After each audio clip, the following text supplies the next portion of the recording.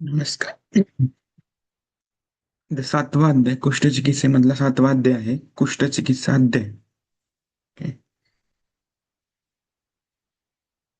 नमस्कार. तर आज आपण नवीन अध्याय बघणार आहोत.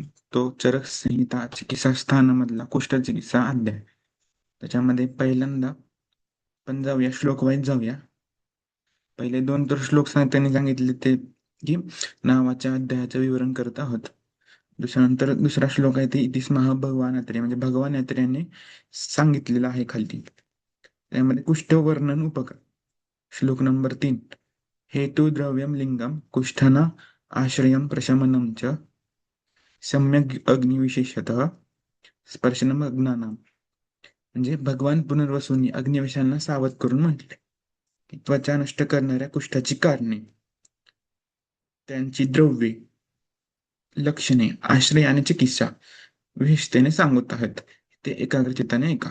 म्हणजे भगवान पुनर्वसू जे होते ते अग्निशमनांना त्यांनी सांगितलं याच्या पुढे मी कारण सांगणारे, कुष्ठाची द्रव्ये सांगणारे, लक्षणे काय आहेत, आश्रय काय असतो कुष्ठाचा, आणि त्यांची कुष्ठाची चिकित्सा काय, हे भगवान पुनर्वसू अग्निविषयानं सावध करून सांगतात. असा झाला हा तिसरा श्लोक. नंतर तो चौथा श्लोक, पाचवा आणि सहावा सातवा श्लोक. त्याच्यामध्ये काय सांगितलंय तर कुष्ठाची कारण सांगितलीत. कुष्ठाची कारणे काय तर श्लोकानुसार बघूया.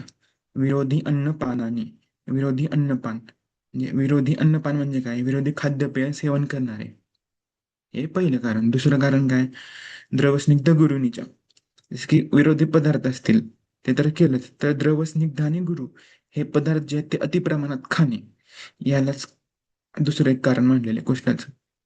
दुसरं काय, भजताम आगताम छर्दी वेगाश्च अन्य प्रतिघटनाम, बहिर्मग्नमुख बहिर्गमनमुख वमन वेग आणि मलमूत्रांचे वेग अडविणारे.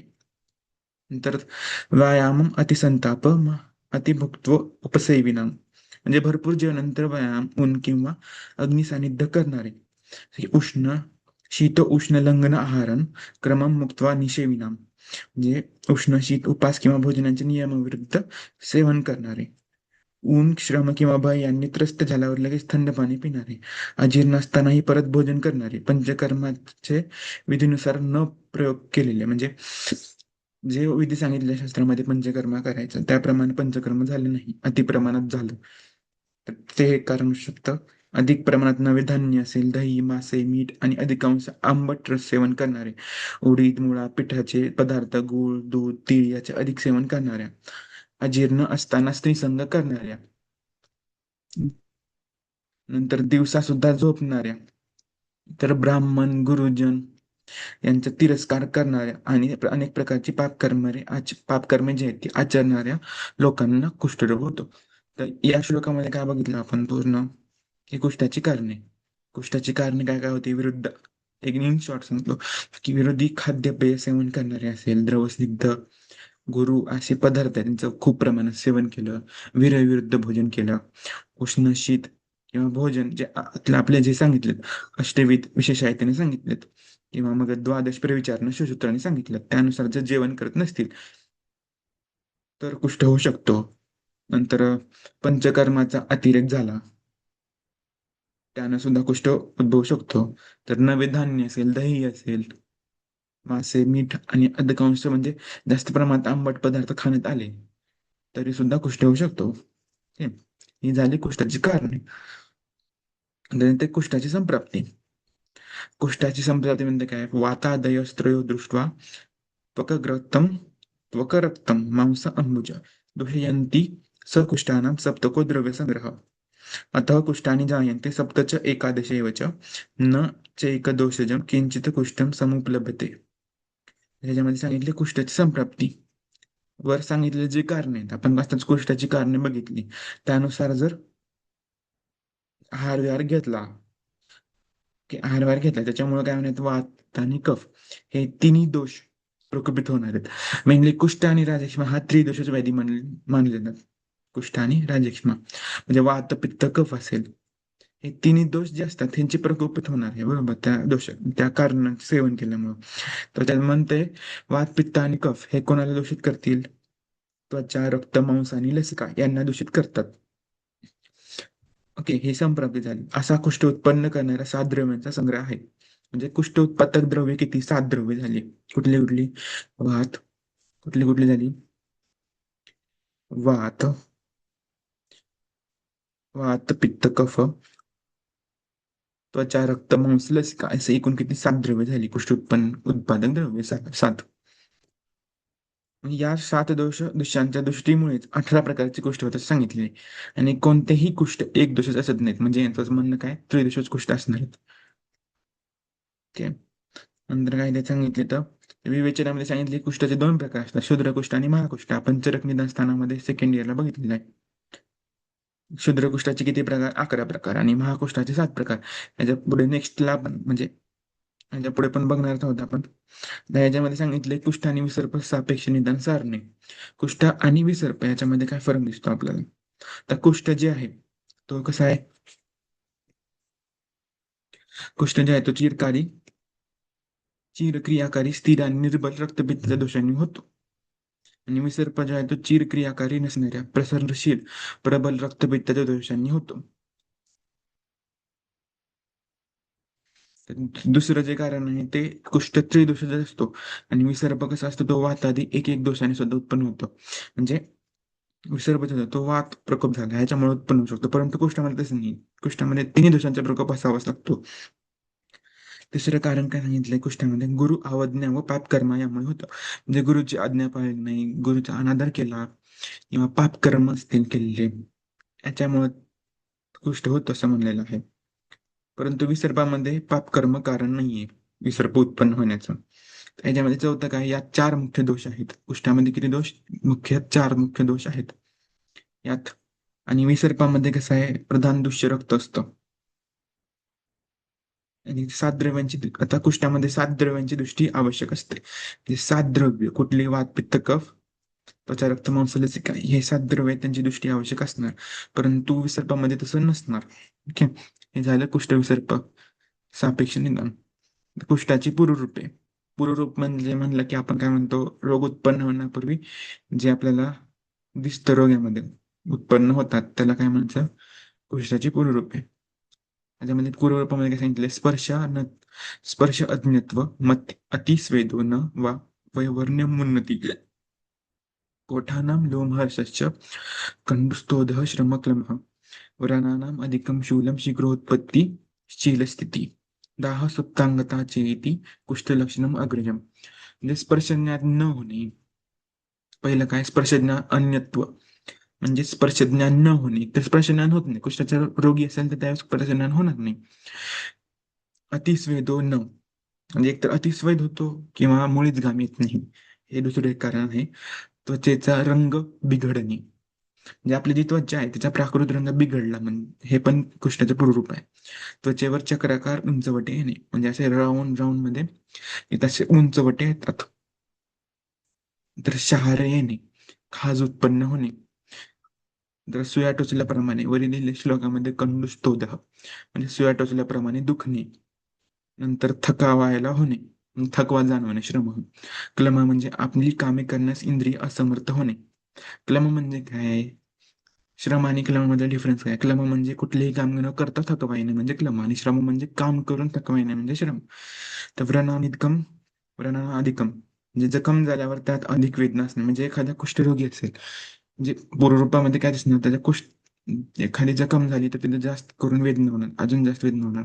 आणि त्या ठिकाणी जखमा म्हणजे बॉडीवरती पूर्ण जखमा लगेच होणे, बरं दीर्घकाळ बरा न होणे म्हणजे फास्ट हिलिंग होत नाही त्याची, दाह होणे व अवयव बाधिर होणे, ही काय आहेत?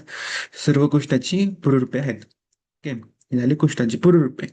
आता नेक्स्ट जाऊयात 18 कुष्ठांची नावे. आता 18 कुष्ठांची नावे कुठली कुठली? आता मेनली 2 कुष्ठ म्हणलं आपण, शूद्रकुष्ठ आणि महाकुष्ठ. शूद्रकुष्ठ 11 आणि महाकुष्ठ 7. बरोबर. तर महाकुष्ठ आहेत त्याच्यामधलं पुढे टेबल आहे, आपण हे बघण्यापेक्षा डायरेक्ट टेबल बघूया. श्लोक पाठ करायचा तर करू शकतो आपण. आता ऊर्ध्व अष्टादशानाम कुष्ठानाम एकूण किती प्रकार झाले? 18 प्रकारचे कुष्ठ झाले. आता ऊर्ध्व अष्टादशानाम कुष्ठानाम कपाल उदुंबर मंडल ऋष्य जीव पुंडरीक सिद्म काकनक एक कुष्ठ चर्माख्य टिब विपादिका अलसक दद्रु चर्मदल पापा पामा विस्फोटक शतारू विचर्चिकानां लक्षानुपेक्षामि. हा श्लोक पाठ असला तरी चालतो, किंवा नाव जरी पाठ असले तरी, ज्यांना श्लोक होत नाही पाठ तरी नाव पाठ केले तरी चालतं. तर कुष्ठनाम सारणी. कुष्ठनाम सारणीमध्ये काय येतं, तर कुष्ठ सांगितले त्यांनी. ही महाकुष्ठ. महाकुष्ठ किती सांगितलेत? 7 सांगितलेत. कपाल, औदुंबर, मंडल, ऋषजीव, पुंडरीक, सिद्मक आणि काकणक. याचं जे एक्सप्लेनेशन आपण ते नेक्स्टला बघूया.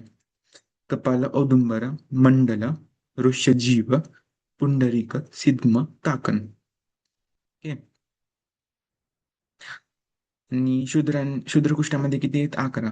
एककुष्ठ, चर्मकुष्ठ, किटिब, विपादिका, अलसक, दद्रू, चर्मदल, पामा, विस्फोट, शतारू, विचर्चिका. ओके. तर महाकुष्ठ. महाकुष्ठ म्हणजे काय आता? तर महाकुष्ठ किती प्रकारचे? 7 प्रकारची कुष्ठे. तर कपालकुष्ठाची लक्षणे सांगितलीत. पण श्लोक काय वगैरे वाचत नाही, श्लोक वाचून घ्या नंतर. कपालकुष्ठाची लक्षणं काय आहेत? जो कुष्ठ काळसर तांबड्या रंगाचा असतो.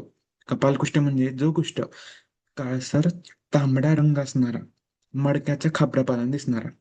मडक असतं, मडकावरती आपण झाकण ठेवतो किंवा त्याला खापर म्हणतो, मडक्याचं एक असतं, ते आपण चिमण्याला पाणी द्यायला पण ठेवतो. त्याच्याप्रमाणे दिसते काळसर तांबड्या कलरचं. ते असतं कपालकुष्ठ. कपालकुष्ठात अजून विशेषतः काय?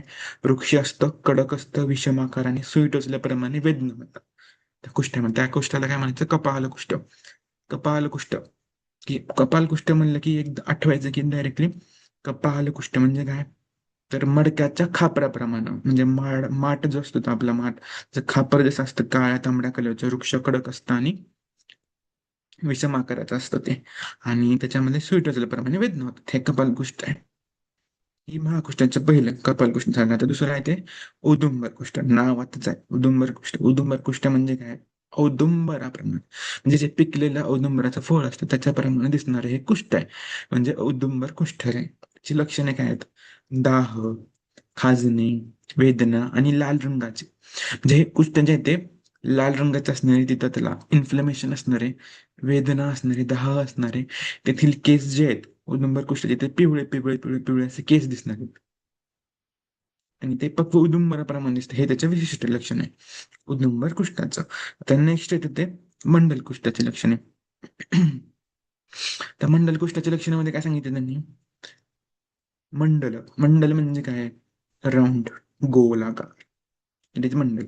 मंडल म्हणजे काय? तर पांढरट लाल असणार. मंडल कुष्ठ कसं असतं? पांढरट आणि लाल कलरचं असतं, स्थिर असतं, घन असतं आणि स्निग्ध असतं. आणि जे असं एक राऊंड राऊंड राऊंड राऊंड जे असतात, हे राऊंड राऊंड राऊंड जे असतात ते एकमेकांना असे राऊंड चिकटलेले असतात. समजा इथं एक राऊंड आहे, हा एक कुष्ठ आहे, त्याला एक दुसरा चिटकलेला असतो गोल, त्याला म्हणायचं मंडल कुष्ठ. मंडल कुष्ठ पांढरट लाल कलरचं असतं, स्थिर, घन, स्निग्ध आणि गोलाकार असतं. हे झालं मंडल कुष्ठ. चौथं येते ते ऋष्य जीवकुष्ठ. ऋष्य जीवकुष्ठ. ऋष्य म्हणजे अस्वलाच्या जीवाप्रमाणे.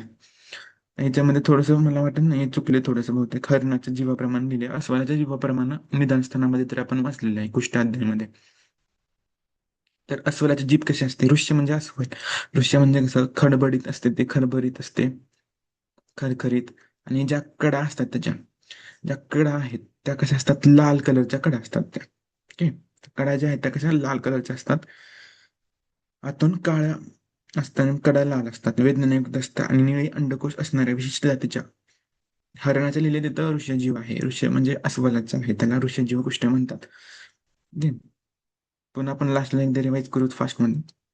तर पुंडरीक कुष्ठाची लक्षणे. पुंडरीक कुष्ठ म्हणजे काय? व्हॉट इज माय पुंडरीक? पुंडरीक म्हणजे कमळ, रक्तकमळ मेनली. रक्तकमळाप्रमाणे दिसणार जे कुष्ठ आहे त्याला काय म्हणायचे? पुंडरीक कुष्ठ म्हणायचं. Okay. हम्म.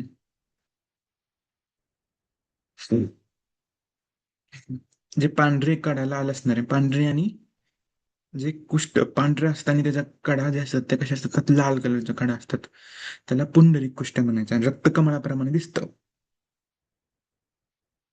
म्हणजे त्वचेपेक्षा वर आलेल्या, म्हणजे जे पुंडरीक कुष्ठ ते त्वचेपेक्षा थोडस वर आलेलं असतं, म्हणजे थोडस इलिव्हेशन असतं त्याचं, त्याच्यामध्ये पुंडरीक कुष्ठ म्हणतात त्याला. ओके. ते रक्तकमळाप्रमाणे दिसतं. आता येतं सिद्म कुष्ठाची लक्षणे. सिद्म, व्हॉट इज बाय सिद्म? सिद्म म्हणजे भोपळा किंवा भोपळ्याची फुलं म्हणतो. सिद्म म्हणजे भोपळा. ओके. सिद्धमकुष्ठ कसा असतो? पांढरट लाल असणारा असतो, जाड नसणारा, घासल्यावर कोंडा पडणारा. पांढरट लाल असतो सिद्धमकुष्ठ, पांढरट लाल कलरचे भोपळ्याचे फुले लक्षात ठेवायचे. जाड नाही, घासल्यावर कोंडा पडतो. त्याचं भोपळ्याचं फुल असं केलं तर आपल्याला पोलन्स पडतात खाली. त्याप्रमाणे भोपळ्याच्या फुलाप्रमाणे असणारं कुष्ठ म्हणजे सिद्धमकुष्ठ. लास्ट येतो तो काकण. लास्ट येतो तो काकणकुष्ठ. काकणकुष्ठाची लक्षणे काय? काकणकुष्ठ हा त्रिदोषाचा कुष्ठ असं म्हणतो आपण. जर ह्याच्या कुठल्या कुष्ठामध्ये कुठला दोष प्राबल्य आहे ते बघायचं असेल तर मग चरक सूत्रस्थान निदान असतं.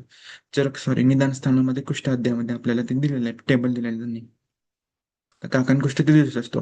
काकणकुष्ठ जो असतो तो गुंजेप्रमाणे काळा तांबडा रंग असणाऱ्या कुष्ठाचा आपण काकणकुष्ठ म्हणतो. म्हणजे गुंजा असते, गुंजा फळ असते त्या प्रमाणात एकदम काळा आणि तांबडा रंग असणारा जो कुष्ठ आहे त्याला काकणकुष्ठ म्हणायचं. जो कुष्ठ तो पिकत नाही, तीव्र वेदना असतात आणि तिन्ही दोषांनी युक्त असतो तो कुष्ठ, त्याला काय म्हणायचं? काकणकुष्ठ म्हणायचं. ठीक आहे. तर नेक्स्ट येतं ते ही महाकुष्ठ झाली 7. त्याच्यामध्ये फास्ट मध्ये रिवाइज करूया आपण. पहिलं काय तर कपालकुष्ठाची लक्षणे. कपालकुष्ठ म्हणजे काय? त्याच्यामध्ये काळसर तांबडा कळ मातीचं मड काढायचं. मातीचं जे मडक असते त्या खापराप्रमाणे दिसणार, काळा तांबडा वगैरे. उदुंबर म्हणजे पक्व उदुंबराप्रमाणे दिसणार. ओके. दाह वेदना लाल रंगाचं असतं आणि तिथं केस असते ते केस ते पिवळ्या कलरचे केस असतात. तर मंडलकुष्ठ म्हणजे कसले? गोलाकार असणारे, एकमेकांना गोल असे चिकटलेले आणि आतमध्ये पांढरट लाल असणारे ते स्थिर घन असतं. ओके. दृश्यजीव म्हणजे अस्वलाच्या जिभेप्रमाणे. अस्वलाची जीभ कशी असते? खरखरीत खडबडीत असते. ओके. नंतर येते ते पुंडरीक कुष्ठ म्हणजे रक्तकमळाप्रमाणे, जसं की पांढरं कडा लाल असणारे पुंडरीक कुष्ठ. आणि त्वचेच्या थोडंसं वरती आलं इलिव्हेटेड असतं ते. सिद्धमकुष्ठ म्हणजे कसं? पांढरट लाल असणाऱ्या जाड नसणाऱ्या कुष्ठास सिद्धमकुष्ठाचे म्हणतो आपण. ओके. काकण कुष्ठ कसं असतं? गुंजेप्रमाणे काळा तांबडा रंग असणारा, पिकत नाही, तीव्र वेदना असतात त्याच्यामध्ये. आता येऊया शूद्रकुष्ठामध्ये. शूद्रकुष्ठामध्ये कसं? एक कुष्ठाचे लक्षण आहे. पहिले एककुष्ठ आहे शूद्रकुष्ठामध्ये. एककुष्ठामध्ये काय? घाम न येणाऱ्या खूप पसरलेल्या मोठ्या थाळीप्रमाणे याचं पण ताटाप्रमाणे पसरलेलं असतं ते माशाच्या खवल्याप्रमाणे दिसणाऱ्या कुष्ठास एककुष्ठ म्हणतात. एककुष्ठ म्हणजे माशाच्या खवल्याप्रमाणे दिसतं. एवढं पॉईंट जर लक्षात ठेवलं तरी आपल्यासाठी चांगलं. माशाच्या खवल्याप्रमाणे दिसणार एककुष्ठ म्हणतो. दुसरं आहे चर्मकुष्ठ. आणि मग चर्म म्हणजे काय असतं? चर्म म्हणजे कातडं. चर्मकुष्ठ त्याच्यात कोणाचं कातड आहे? हत्तीच्या कातड्याप्रमाणे त्वचा जाड असणाऱ्या कुष्ठाला चर्मकुष्ठ म्हणतात. म्हणजे ज्याची हत्तीच्या कातड्याप्रमाणे जाड त्वचा आहे ज्या कुष्ठाची त्याला चर्मकुष्ठ म्हणायचे. दुसरं आहे ते किटीप कुष्ठ. ओके. किटीप कुष्ठाची लक्षणे काय आहेत? काळ्या रंगाच्या व जखमेच्या खपलीप्रमाणे. किटीप म्हणजे काय? आपले जे स्कार फॉर्मेशन होत असतं, जखमेची खपली असते त्याच्याप्रमाणे दिसणं जे खरखरीत असतं त्याला किटीप कुष्ठ म्हणायचं. त्या वैपादिक कुष्ठाची लक्षणे. विपादिका म्हणजे काय? विपादिका हातपायाला, लक्षात ठेवायचं, हातापायाला चिरा पडून त्या तीव्र जी वेदना असणाऱ्या कुष्ठाला विपादिका कुष्ठ म्हणतात. जे आपले हात असेल पाय असेल याच्याला चिरा पडून त्याच्यामध्ये तीव्र वेदना होतात त्याला विपादिका कुष्ठ असे म्हणतात. पाचवा आहे अलसक कुष्ठ. अलसक कुष्ठ म्हणजे कसं? लाल रंगाच्या खाज असणाऱ्या आणि अनेक फोड असणाऱ्या कुष्ठाला अलसक कुष्ठ म्हणतात. जे की लाल रंगाच्या खूप प्रमाणात अलसकामध्ये फोड असतात, अलसक कुष्ठ म्हणायचं. दंद्रुकुष्ठाची लक्षणे. दंद्रुकुष्ठ म्हणजे कसं? खाज व लाल रंग असणाऱ्या किंचित व पुटकुळ्यांच्या चट्ट्याला दंद्रुकुष्ठ म्हणतात. की पुटकुळ्यांचे चट्टे असतात. चर्मदल कुष्ठाची लक्षणे. चर्मदल कुष्ठाच्या लक्षणामध्ये काय येतं की लालिमा खाज आणि व्रण असणाऱ्या वेदनेने फुटणाऱ्या असह्य स्पर्श असणाऱ्या कुष्ठाला चर्मदल कुष्ठ म्हणतो आपण. तर पामाकुष्ठाची लक्षणे. पामाकुष्ठामध्ये काय? पांढऱ्या काळ्या किंवा लाल रंगाच्या खूप खाज असणाऱ्या कुष्ठाला म्हणजे पामाकुष्ठ. तर विस्फोट म्हणजे फोड फोड पुटकुळे येतात ज्या बारीक बारीक त्याला म्हणजे विस्फोट. शतारकुष्ठ म्हणजे तांबड्या किंवा काळ्या रंगाच्या दाह व वेदना असणाऱ्या अनेक व्रण असणाऱ्या त्याला शतार. विचर्चिका म्हणजे काय? आपण त्याला सोरायसिस म्हणतो विचर्चिकालाच. खाज व काळ्या रंगाच्या असणाऱ्या ज्यातून स्त्राव येतो अशा खूप पुटकुळ्या असणाऱ्या कुष्ठाला विचर्चिका कुष्ठ म्हणतात. विचर्चिका म्हणजे कोण? जे खाज आणि काळ्या रंगाचं आहे काळ्या रंगाचा कुष्ठ आहे ज्याच्यामध्ये खूप प्रमाणात खाज आहे, ज्यातून स्त्राव येतो, खूप पुटकळे आहेत, त्याला विसर्जिका कुष्ठ म्हणतो आपण. ही झाली 11 शूद्रकुष्ठाची लक्षणे. आता येतं हे दोष प्रधान सांगितलं, कुष्ठामध्ये दोष प्रधान इथं पण दिलेलं आहे त्यांनी. कपालकुष्ठामध्ये कोण असतं? वात दोषाचे प्राबल्य असतं. मंडल कुष्ठामध्ये कफ दोषाचं. औदुंबर कुष्ठामध्ये पित्त दोषाचं. काकणं खाप माहिती आहे आपल्याला त्रिदोषाचे आहे. ऋषजीव कुष्ठ आहे तो वात पित्त प्रधान आहे. पुंडरीक कुष्ठ आहे तो कफ पित्त प्रधान आहे. सिद्ध कुष्ठ आहे तो वात कफ प्रधान आहे. ओके.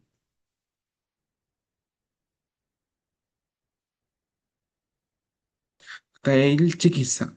चिकित्सा जी आहे ते आपण नेक्स्ट व्हिडिओमध्ये पाहूया. ओके. थँक्यू.